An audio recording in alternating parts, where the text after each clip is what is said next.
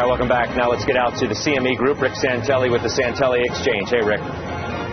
Thanks, Judge.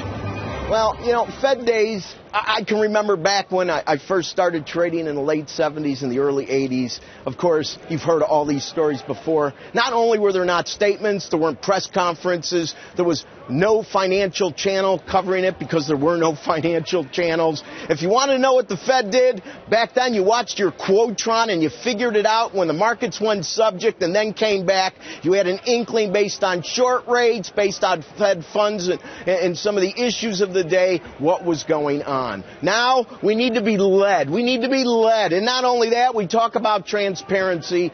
You know what? Forget politically correct. Let's toss politically correct out the window. And let's toss everything from this day backward out the window. So no matter what you think of the programs, no matter what you think about the crisis, let's start right now. So my question right now is, and I wish I was in that press conference, and John Hilsenrath will be on in about 20 minutes. And we're going to ask him some of the questions that the reporters should be asking Ben. And the one question I want to ask Ben is, Ben, what are you afraid of? I want to know what you're afraid of. CNBC, all the channels out there that cover business. We have person after person after person. Buy side, sell side, upside, downside. How's the economy? Economy's great. What about stocks? You got to buy them. What if they break? You got to buy the dips. What's wrong with the economy? I don't hear these people saying anything's wrong with the economy. So what's wrong, Ben? Why can't we get out of crisis management mode? There's always going to be something.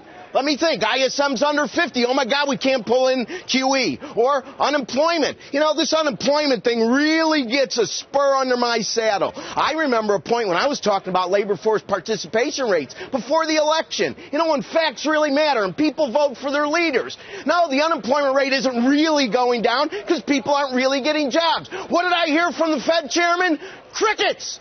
Crickets. Now that he ties it to the unemployment rate, boy, everybody wants to talk about that factor, because if the unemployment rate goes up, that may be a good thing. If it goes down, that may not be a good thing. Why didn't we have all this information then? So why can't we take away the QE? I don't get it. What are we afraid of? Do we have a Fed that operates like a day trader, where every little gyration in the market, every 10 minutes is all that matters? If you pull it away and the stock market goes down, where does it say in the Constitution that some form of the government has to guarantee stocks go up or guarantee that you have a house? They don't.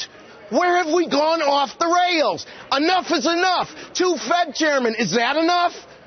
It's enough. I would like one reporter to say, Mr. Chairman, what are you afraid of in the U.S. economy? Because no matter how he squeezes that water balloon, no matter how much smoke comes from that curtain, in the end, they're going to have to deal with a reality. And the longer you put it off, think being a parent, the worse the consequences are.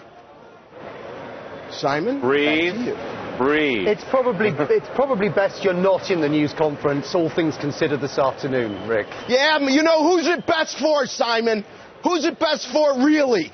Why don't these people kick the tires? Why don't they kick the tires? They take a press release from the Federal Reserve and they think it was written by God. I can't wait with you with John Hilsenrath from the Journal later in the program, Rick. Oh, boy, you want to watch this one? Oh, we will. Thank you very much. Rick Santelli, fired up.